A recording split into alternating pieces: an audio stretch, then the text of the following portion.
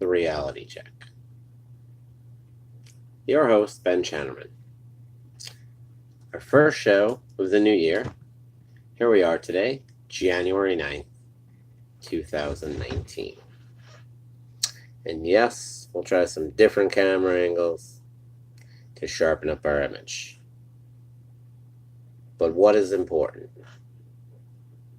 Here it is.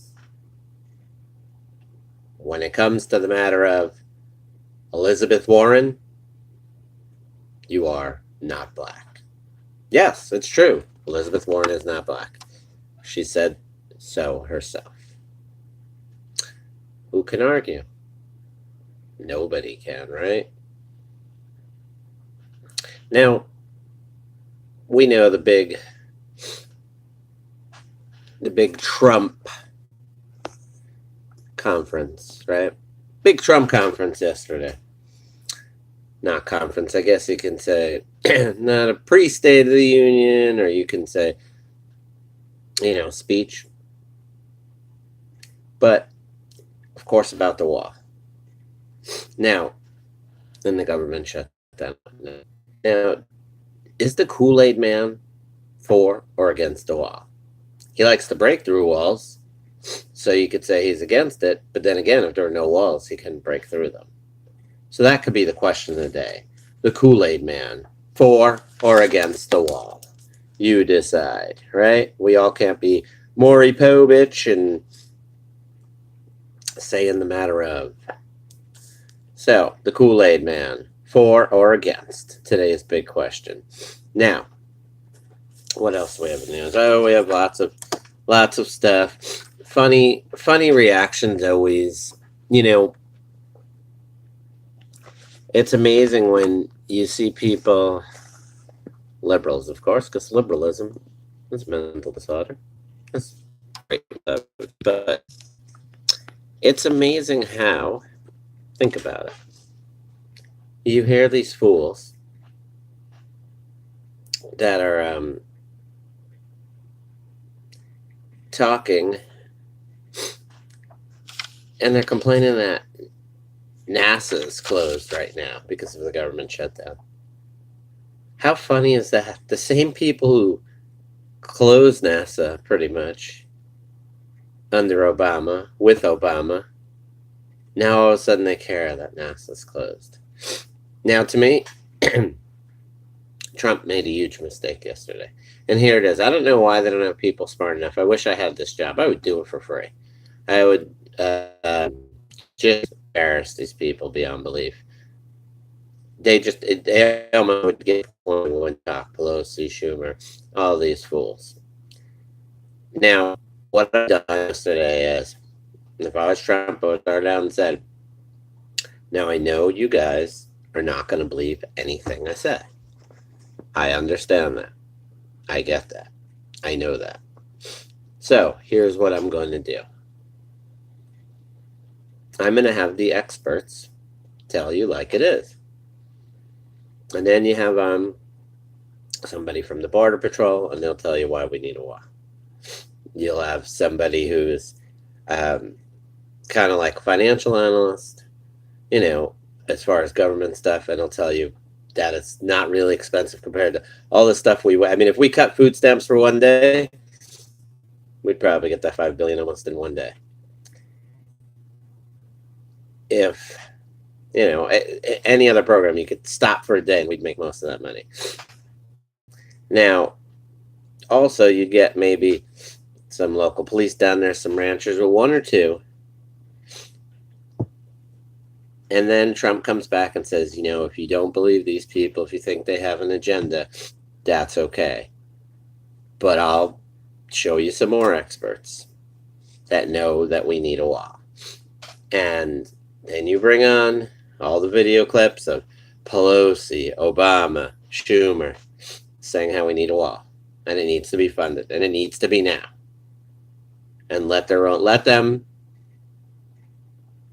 say, oh, well, that was before this. Or that. Let them fight their own thing. That would shut them up. Or they just look even more foolish. It's as simple as that. You We have the videotapes now, like good old Warner Wolf used to say, let's go to the videotape. That's it. We have this. Play it.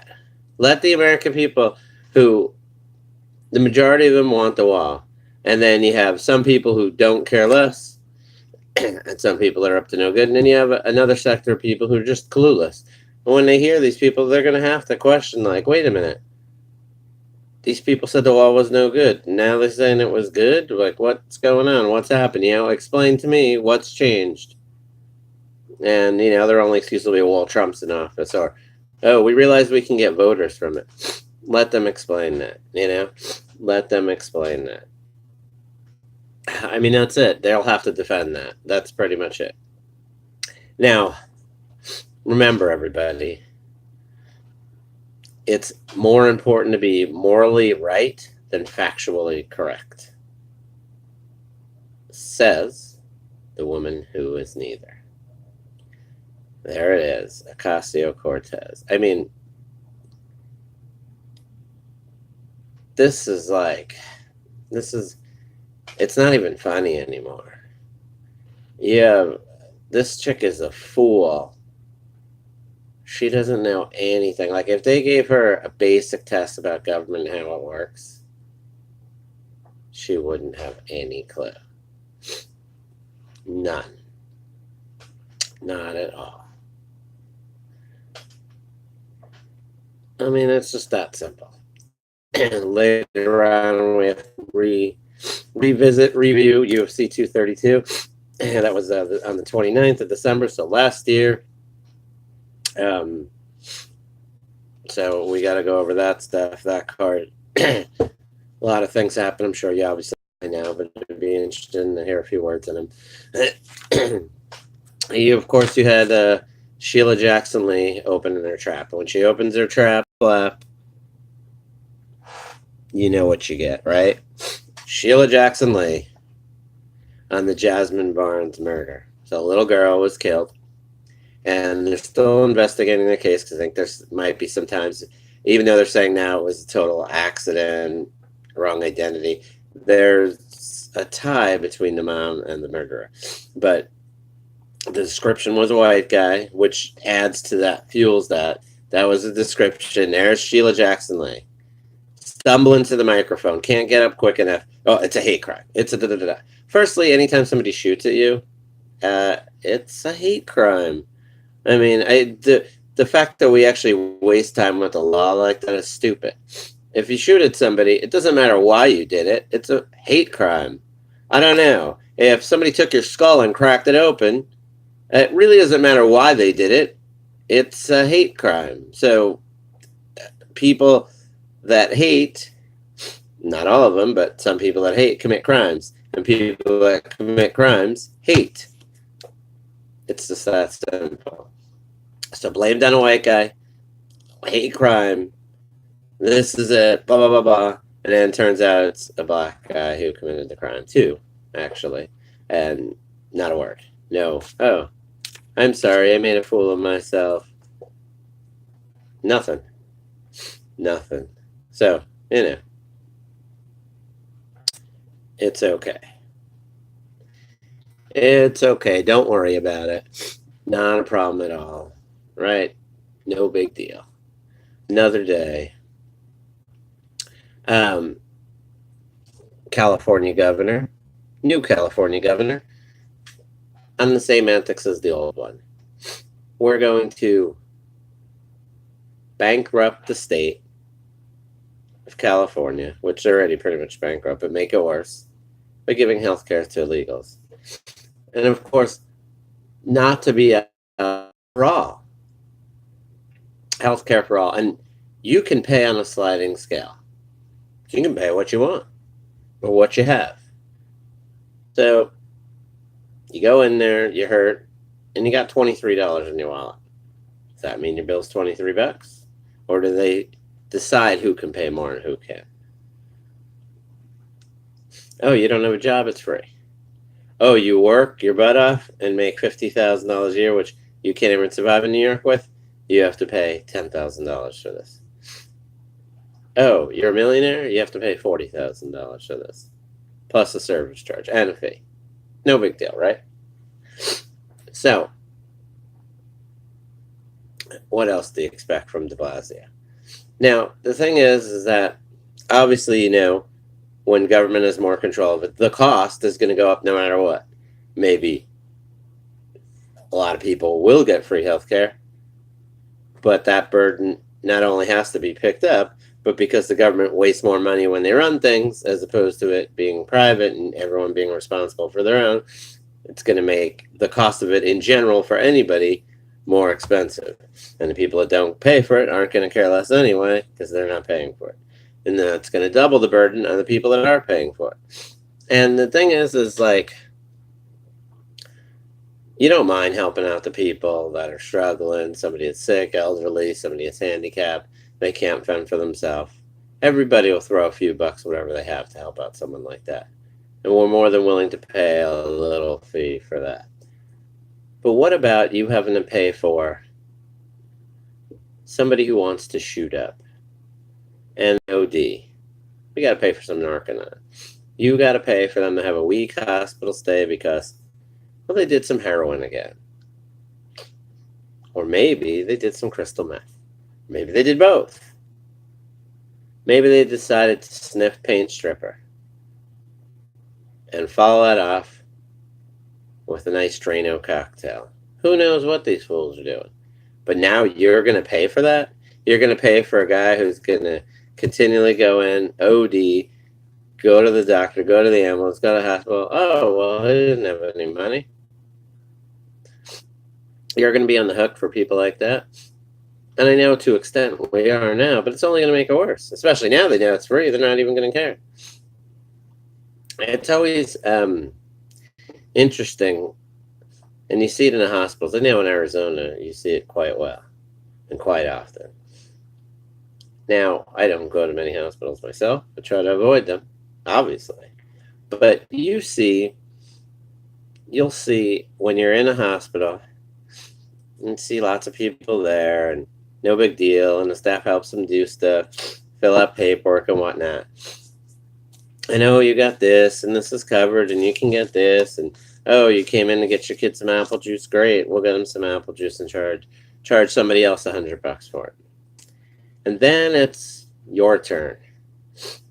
Family members going in, and they're rolling on the bed. They're rolling them on the bed, gurney, getting them in wherever. And here comes the lady, flying down, or the guy with the clipboard. And how are you going to pay? And how much are you going to pay right now? And it's like, firstly, I'm concerned about my relative or whoever, my friend. What's going on with them? Now you got a clipboard in your face, and we're going to need to collect this, and we need to collect that. So no compassion, no concern, and not the same treatment as other people get. And then you're like, well, sorry, they don't earn any money or they don't have much money. Oh, well, let's see, we could fill out this paperwork for them, but we still need to get paid some money right now. So you give them a few $100. Then they come, fill out some paperwork, and they'd say, oh, sorry, you don't qualify. Well, how does this person not qualify? They don't work. They're older. Oh, well, they don't qualify. Maybe you can use this insurance. Well, they don't have insurance. Well, maybe they can buy it. Well, what's good is that going to do them now when they can't afford anything, right? You're looking for the same treatment that's for certain people, and you're not getting it. And then, sorry, nothing we can do. Oh, by the way, you owe us $20,000. We'll put you on a payment plan. Oh, great. Okay. You figure $100 a month or, something. Oh, it's a no interest payment plan. Great. Awesome. Ooh, what's the monthly payment? Oh, $10,000? What? Yeah, you broke it into 2 monthly payments. Wow, that's so kind of you. So I know these things. I've seen these things. I've heard these things. I know how it goes. As the justice system, where lots of people get away with stuff and others go to jail right away. Same thing here.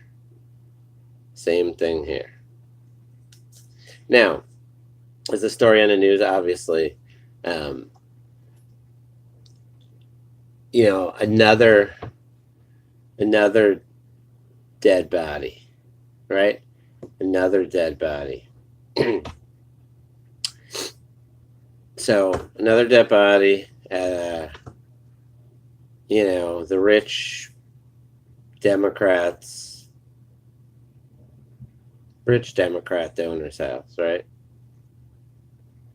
Now, that's two within a year. Not on the news much. You can scan the local headlines, and there's really not much of it on the news. But yeah, two dead bodies. Ed Buck's house. First was a male prostitute who, even in his journal, said, Ed Buck got me hooked on this stuff. Ed Buck did this. Ed Buck gave me this. I can't deal with this. Ed Buck gave me that. Basically, Ed Buck, don't give a blank. And now here it is. Another person dead in this guy's house. Now, both people that died are black. And so you're starting that protest outside his house. And they're like, it's because it's a white guy and he's black, and that's why nothing's come of it. No charges were pressed. But that's not it, folks. That's not it. We know the real reason. It's not because he's white and they're black. It's because he's a Democrat donor. The bodies that are found in the Clinton count, the bodies that are found related to Obama, there's nothing there to see. That's what it is. It's not because they're black. It's because he's a Democrat.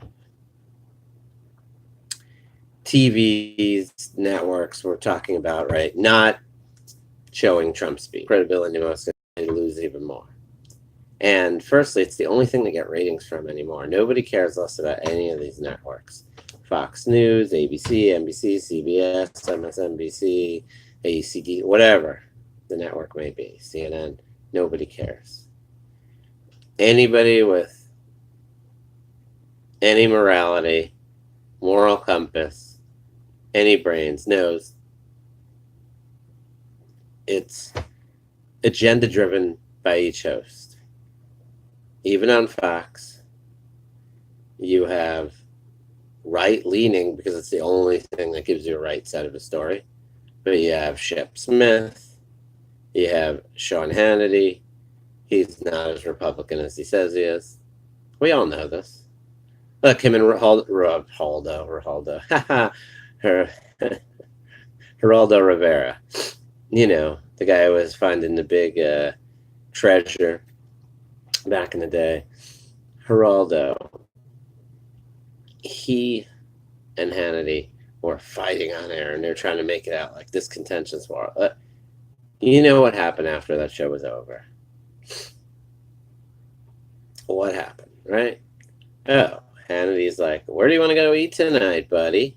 Where do you want to eat, Geraldo? And Geraldo's like, oh, why don't you take me to the same place that you our buddy Lonnie Davis or Bob Schmackel?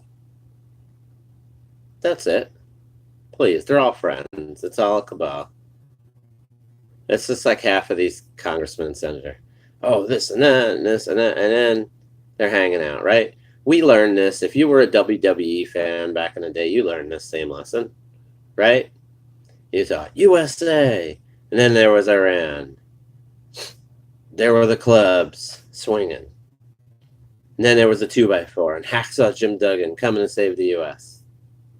He's beating down Iran. The Iron Sheik is going down. And then what do you find out? Both these fools are friends, smoking pot in a car together. Well, there was the end of that. Not that anyone believed that wrestling was real. Yet, it's more fake than it seemed. In that sense, you know, and it is what it is. But you know, I guess we'll move on from that. I don't know. Now, of course, we had Rashid Tlaib, F Trump, blah blah blah. Now,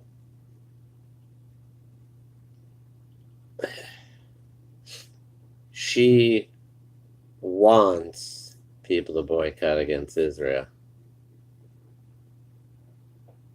She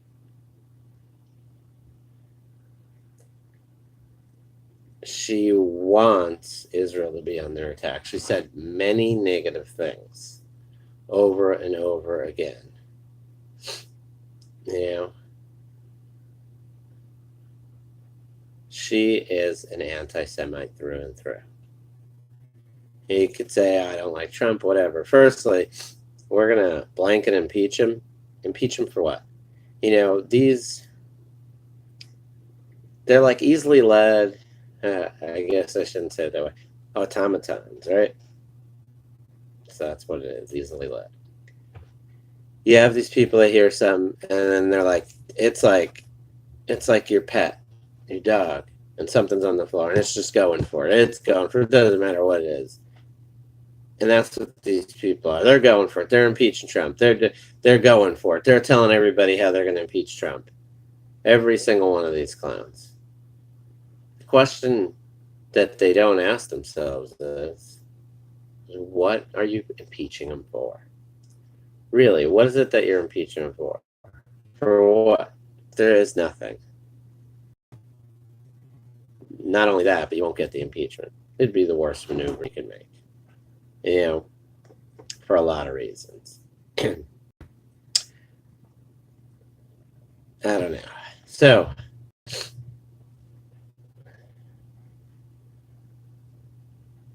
unbelievable, right? No, not. You see this behavior all the time. You've seen it before. I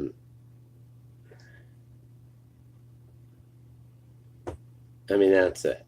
It's anti-Semitic, and that's what the Democrat Party is in general. And yet you have Jews just readily walking into this party, the party of non-Jews. It's one thing if they support Palestine or, you know, them having their share of something. But it's another thing the way they act. And you see, they constantly do. They support Hamas. They support Hezbollah. That's how you know the Democrat Party's in the bag. Festering anti-Semitic problem. Not the first one to attack Jews. It's not even thinly masked. It's on full display between many, and some being Jewish themselves. So, I mean, if you're a Jew and you vote Democrat, you're just an ignoramus. And the same could be said if you're a police officer, right? Or a soldier. If you're a police officer, with all they've insulted and done and said the crimes against humanity, not only local police, federal police, ICE agents, Border Patrol, the crimes against humanity they've said that you've committed. If you support them and vote Democrat, you're just a fool. It's that simple. I mean, there's no other way you can say it. No other way. So now what's up with the McDonald's epidemic here? McDonald's used to be the place where home of the stupid lawsuit. Whether you got burnt by coffee because you didn't know it was hot, or, you know, you got a pickle that looked like somebody's foot in your burger, whatever the case may be. You didn't get enough beef on your burger. But now, there's all these fights in McDonald's. And there was the one where some guy grabs a McDonald's employee. Ridiculous. I mean, just absurd. She should have punched him in the face, and she did multiple times. That was good for her standing up for herself. There's nothing that anybody in these places are going to do that would warrant you putting a hand on them unless they pulled a knife or a gun on you. Now, another McDonald's, there was a fight a while back I saw between two girls. And then now another one, a melee at the California McDonald's. It's just crazy. I mean, McDonald's driving people that insane. They have enough burgers for everybody. It's not some vegan bar where you're pissed off because there's no meat. You don't have any grease on anything or whatnot. I don't know what's going on with that, but it is crazy. It's crazy. Now, what else is new? Well, we can go back into the UFC review. That'd be pretty good. Pretty good. So, let's see. UFC 232, right?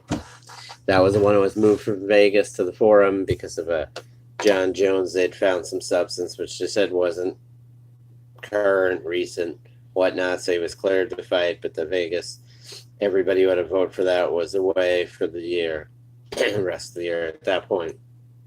So moved to Cali.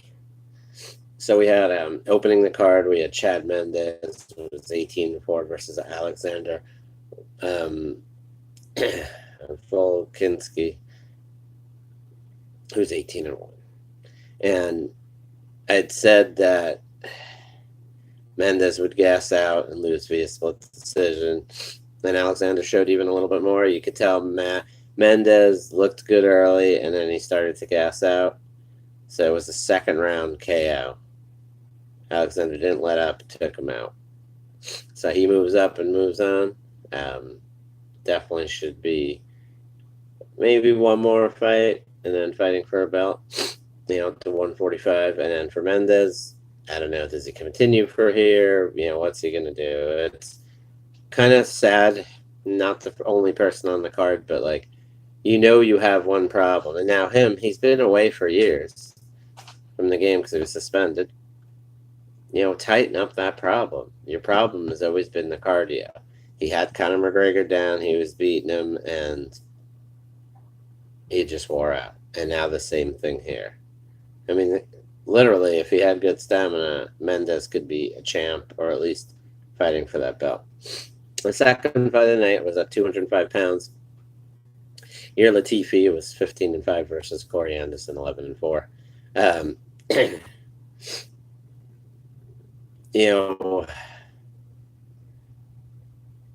I thought Latifi just had too much power. And I thought that he would win second round KO. I thought that eventually his power would catch up and Corey couldn't take him down. But actually, Corey worked him the whole fight. He's definitely got good heart, like I had said. And, basically Latifi gassed out. He was just trying to survive at the end. Corey Anderson won. All three judges gave him 29-28 victory. So for Anderson, he moves up. I just don't think he's more than a gatekeeper, to be honest, but he'll move up into some tougher competition, and we'll see. I mean, that's kind of where he gets. He gets up in that top 3 or 4, and then he ends up losing. Latifi, just like Mendes, there's a weakness there. You got to work on it. Next fight was 170, one that I was looking forward. Carlos Condit, natural born killer, versus Michael Chiesa. Condit 30-12, Chiesa 14-4. Chiesa was moving up to 170. I mean, and Chiesa still looked way bigger than Condit. It was crazy. But as just for the sake of Carlos gets third round KO, I thought he'd come out, and look the way he used to look, because in the last few fights he's looked really bad. He lost 4 in a row at that point. Now, We know he's very skilled. It was exciting while it lasted. Um, it was an exciting first round. Carlos looked good. He was moving around. He got some shots in. Chiesa was game. I mean, there was one point where they were each trying multiple submissions on each other. Like one would get it, then the other would counter, then another defense counter, boom, boom, boom. High level, submission and submission defense. It was really fun to watch. I wish the fight lasted longer, but Michael Chiesa ended up winning in a second round submission. What if she just really snapped his arm back and used the pressure that he got Carlos to tap out? I thought actually Carlos had damaged his arm. It looked a lot worse when it was happening, but for Carlos's sake, I don't know. I don't really know what he can do. It's the same, just like Mendes. The same problems plagued Carlos throughout his career, and I think Chiesa saw that on video and he tried it, and it was the same thing. You can take Carlos down at will. His takedown defense is atrocious. I mean, atrocious. I don't know what the number of success rate of taking Carlos down in general in his career, but it is just unbelievable, and especially the last year is just gotten worse. That's how he lost the fight to GSP. Kept on getting taken down. I mean, and on and on. And that's what's he just gets taken down at will now. It's very sad to see. I don't know if he's going to fight again. I don't know, but I mean, it's just unbelievable that, especially the camp he's at in New Mexico, that he didn't learn any of that the whole time he'd been there. But it is what it is. In the co-main event, 145-pound women's division, you had Cyborg versus Nunes. So Nunes moving up to fight Cyborg for her belt. Cyborg, the last time she lost was the first fight of her career. Nunes had won 7 in a row. The last time she had lost to Kat Zingano, who actually was on this card in her prelims in a strange fight. She fought Megan Anderson, and right off the bat, Megan actually kicked Kat in the eye and towed her right in the eye, and it messed up her eye, and that was the end of the fight. Pretty sad. I mean, to run that back again, it would be nice. I was hoping to see that somebody emerge from that fight to be maybe.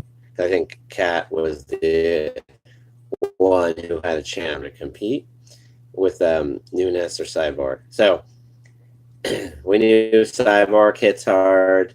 She has a real defense, and she's shown you recently, Cyborg, that she does have a game plan when she's getting deep in the waters. When she fought Holly Holm, she withstood everything Holm did. You saw her change the way she was. Very patient, 5 rounds, doing what she needed to get a decisive victory. And now here, against Nunes, I don't know what it was, but Cyborg just was bum rushing her, and Nunes caught her. And usually you slow it down from there. Like, hold down, she just caught me, let me regroup. But Cyborg just kept on coming in. At first, just watching at live speed, I thought, man, is Cyborg hitting her? Because she just keeps on swinging right at her. No way she keeps. And it was just Nunes kept on hitting her. After the first one slowed her a little bit, Cyborg was just swinging and missing, and Nunes was dropping them down. Boom, boom, boom. And she just connected from the first, and she knocked out Cris Cyborg. An incredible win for Nunes. She's done everything you can ask. She's won. I mean, I don't know what else to say. You got to respect that fact. She beat Cyborg. I mean, I hope there will be a rematch. I'd like to see now how different it would be. One, seeing Cyborg as the challenger. It's going to be the first time where she's an underdog in a fight in a long time. So it'd be very interesting to see that. And to see if Nunes can do it again, to see if Cyborg, what adjustments she makes. Because she looked like She had no game plan. She was just bum rushing Nunes, and that's it. And that's crazy because the one thing you knew about Nunes, you have to respect their power and watch out for that. And yet, she went after her that way. Very strange. And I know, like, people like John Jones have done that. If you're a wrestler, he'll go after you in wrestling. But I don't know. It seemed like a poor game plan. I'm sure that wasn't what her coaches envisioned or what their game plan was, but she just looked like she varied from it. And like I said, now Nunes has 2 belts. Tremendous win for her. It's validating her. She's going to make a lot of money. She'll probably drop down and fight at 135 and defend that belt first, and then 145. So it ought to be interesting. First multi-amp woman. So congrats to that. A few men have done it, but now first time a woman's held 2 belts simultaneously. So the main event, of course, John Jones 20, Alexander Gustafsson 18-4. So this was for light heavyweight title that was vacated by Daniel Cormier because he's got one more fight left and he's going to do it at heavyweight. And the one thing I said is it scared me that John Jones was coming off the big layoff, but John Jones always finds a way to win. He's one of those guys that finds a way to win. And even though it was his longest layoff by 5, it was a year and 5 months, longer than any other layoff he's had. And last time when he came out against St. Preux, when he had that big, OSP, the big layoff, he looked slower. In this fight, he didn't look like, top John Jones, but he looked good, decent and stuff. But Gustafsson looked horrid. He just didn't look good. He wasn't aggressive. He did push Jones, and Jones started realizing that and just kept on picking him apart. It was around 3 KO. Gustafsson just looked timid, and Jones looked decent, but he looked like he could have, he was on the edge of getting tired. Like, if Gustafsson pushed the pace, I think Jones could have got tired, and that could have opened up some opportunity for Gustafsson. But Gustafsson he didn't look that fast. His footwork wasn't that great. He was definitely timid on striking. And John Jones just kept on hitting him, picking him apart, attacking him here, attacking him there, change up. And it became a win for John Jones. Now he's the champ again. I mean, and now what everybody's got to watch out for is, one, hopefully he doesn't fail a drug test. But if we can get past that part, is how much better he's going to be his next fight. And he's supposed to fight, Smith, who's a heavy hitter. So always a chance when you're fighting a heavy hitter. But, it should be interesting. Like I said, a heavy hitter Anthony Smith is. But I don't think Anthony Smith has enough tools. Like I said, you never know, a hard hit. Maybe you see Jones is very good about not getting hit flush from hard hitters, He's avoided it. He's been very good at it for so long. So that's why I just see that John Jones is going to win that. But, I wouldn't bet against him. He just finds a way to win. So that's supposed to be at UFC 235. And next UFC, we have is 233. And that one's January 26th. That one was, that was the one that was canceled, huh? So I guess, I thought they had renumbered it. So, yeah. So I guess the next one is 234. That one's in February. Huh. That's so weird. Wow. I'm totally failed on that one. So, yeah. 234, February 9. Main event is Robert Whitaker versus Kelvin Gastelum. They just, Kelvin's one of those guys that finds a way to win, but I think Robert Whitaker's just too much. This guy's been in the battles, been to war, and he finds a way to win. I mean, he's 20-4 and Gastelum's 15-3. We'll give our predictions there. You never know what things change when they get closer. But yeah, Whitaker, Gastelum, main event, co-main event, also middleweight fight. Interesting. Israel Adesanya is going against the Spider Anderson Silva. So Israel's undefeated, formidable challenge for anybody. And now Anderson coming off a huge layoff, coming off suspension, up in age, of course. Still dangerous. Even though he's lost most of his last recent fights, he lost a Cormier fight. No training, still dangerous. He hit Cormier and had Cormier, nervous there. He, he's been close. When he lost to Bisping, he had almost what some people thought was a knockout. He's been in all these fights. So it's not like Anderson Silva's just some has-been that's getting blown away by, or like BJ Penn, sadly. But we'll see how that goes. And then, so that's pretty much the main fights of that card. So that'll be interesting. So we have to wait till February now, a month from today. Yeah, well, not really, but in a month's time, we'll say. Now, what else we got going on? Well, of course, we got lots of things going on, right? It's weird. The story you don't even see in the news. Bernie Sanders, right? You figure his protege Cortez is all over the place.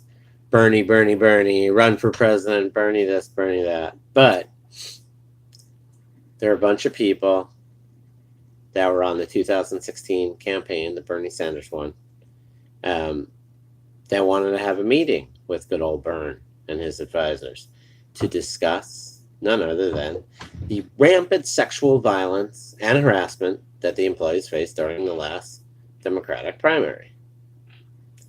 24 women and men, yes, who say it's dangerous dynamic existed during that last campaign. So they want a meeting.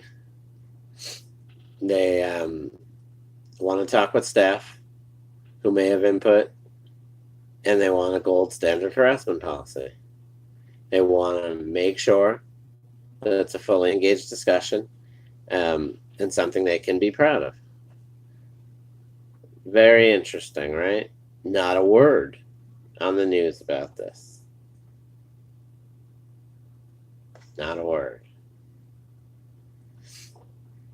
But that's a lot of people that claim, over 24 claim harassment. Interesting, right? Very, very interesting. What else is new? Yeah. Oh, I was reading an interesting little, interesting. The University of Michigan has 82 full-time diversity officers. University of Michigan, 82 full-time diversity officers. And, well, I didn't say they're all officers. It's the officer, then the officer's assistant, maybe a secretary, so forth and so on. $10.6 million per year they make. Think about it. $10.6 million for the diversity officers in one college. One college. Crazy. And then you'll get the fools that say, how much does Jim Harbaugh make? $7 million or whatnot? True. But, which I think is too much at a college rate, but at least football brings in money. These schools make millions of dollars from football. So at the end of the day, the football more than pays for a salary. But what pays for a diversity officer's salary? Well,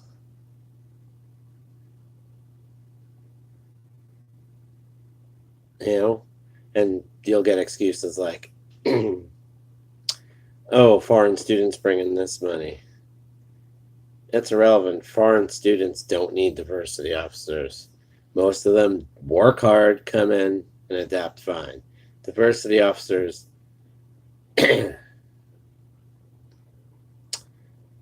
they're not there for the foreign students. They're there for you feel like your feelings are hurt because the men's football team wouldn't let you play on it and you're a girl. Or Johnny wants to be on the girls' swim team because he feels like a girl. But what can we say, right? It is what it is. This is the typical we get. Typical we get. You know? You know. I read a nice story about a guy who most people on the outside thought he really just didn't have much money. He would duct tape his shoes. The guy's name was Alan Naiman. He's very thrifty, to a point of beyond. And he left most of his inheritance to children's charities, help the poor, help the sick, the disabled, the abandoned. He picked out different charities that he had run into during his life to donate this money to. And it was crazy. This guy ended up having $11 million. He always worked job after job, investing as well as working these jobs that some people call remedial. And absolute devotion to the cause. Working as many as 3 jobs sometimes to donate all this money. It's pretty amazing. It's really nice and good. So there are some good-hearted people, rest assured. Rest assured, there are some good-hearted people that'll make the world a better place. What else do we have? Mittens Romney this week. What else is new? Bashing Trump. Only likes Trump when he needs help. Whichever. Jeff Bezos getting divorced. Who cares? Honestly. Yada, yada, yada. Greg Williams no longer with the Browns. It's kind of weird. He actually helped do well for them. And, crazy. So maybe I'll end up with the Steelers or something like that. Who knows? But interesting to see what's going on now. It's crazy, but he was, if you think about it, like Baker Mayfield had more wins than their last probably 5 starting Browns quarterbacks together in this first year. And Greg Williams is like the first head coach in who knows how long that actually had a winning record. Because I think they were something like 5-3 under his watch. Right? 5-3, something like that. Anyhow. It was a great story. Another uplifter right here.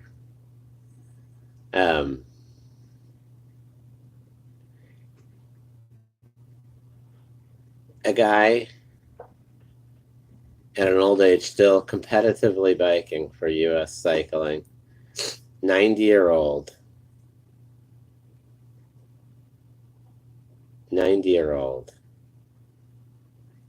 who had 18 national championships.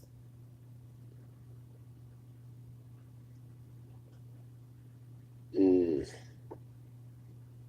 always would talk about a little exercise, proper attitude. There was traces of Trenbolone. It's an anabolic steroid used by U.S. cattle farmers to build up livestock. They were detected in his urine sample.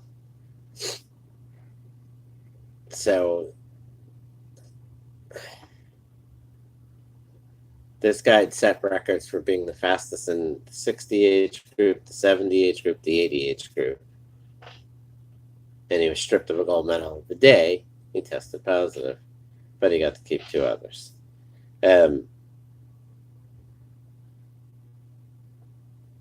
they said he might have inadvertently been contaminated by a dinner of cow's liver he ate at a local diner.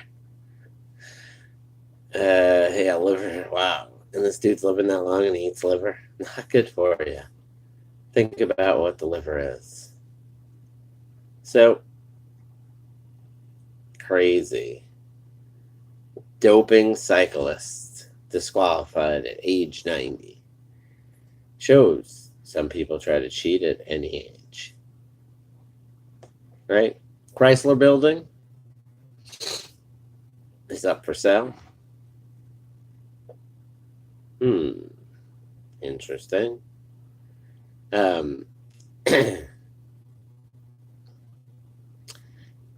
don't know. So we have the shutdown, right? Impacting people in crazy ways. That's what we want to talk about now, right? The shutdown. Fast food stands, licenses,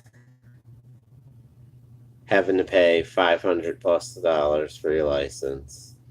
Now, of course, with the shutdown, things are in a backlog to get licenses, to get workers, to have customers, right? Especially if you're in this business right where all they work. Sorry, you're out of luck. More complaints. The complaints are personal, but the wall's about our country, and that's what, a lot of people have to understand. It is what it is. So, I don't know. Interesting, though, talking about states and government shutdowns and whatnot. And the policing of American society from the government. Isn't it crazy that you can get charged by the government for nothing that involves them, you trying to better your living environment, and they want to charge you just for that?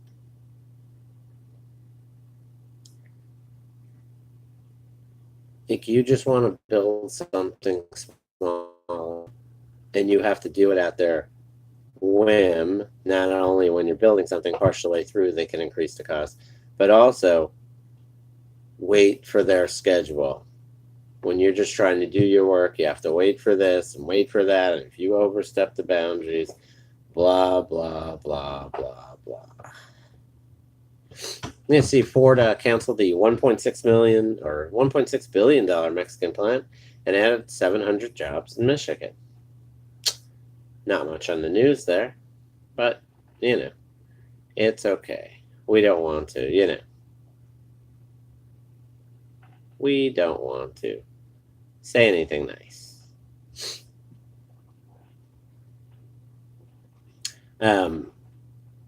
Interesting, California was told by Trump to clean up the forest or you're not going to get some money.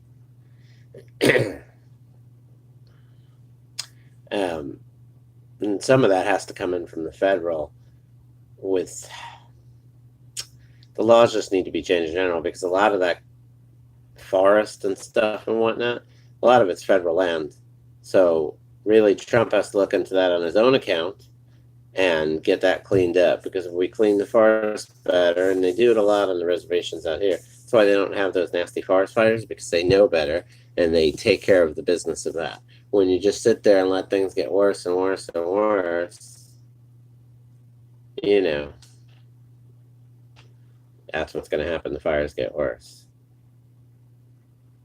But, what can we say there? crazy, though, that all you hear about these Democrats and the wall is the price of it.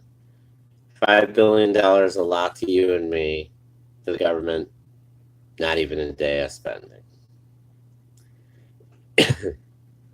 You know, that's like you having a car and refusing to buy oil for it because it's just too much money. $5 for a quart. But your car, 20, 30,000 bucks. Are you really going to damage it for a $5 quart of oil? If you're a Democrat, yes. You know, the wall easily pays for itself. Don't let anyone fool you. We could charge extra 1% tax on Western Union if you want Mexico to pay for it, if that's your fancy. But the wall pays for itself. It's not even a money issue. We know when we close down the border, it's going to stop crime, which will, crime always costs us.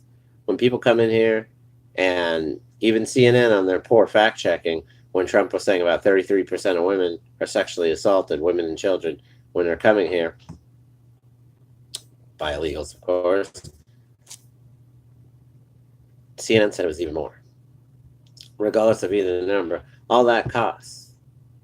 All that costs. If these women aren't carrying protection and they get impregnated, we end up paying here. If they have an STD, we're giving them free medical treatment. We end up paying here. When they come here and commit a crime and then they get life in prison, like just recently happened, who do you think has to pay for that? We do. So now we have to pay for life to keep someone in prison that wasn't even supposed to be here.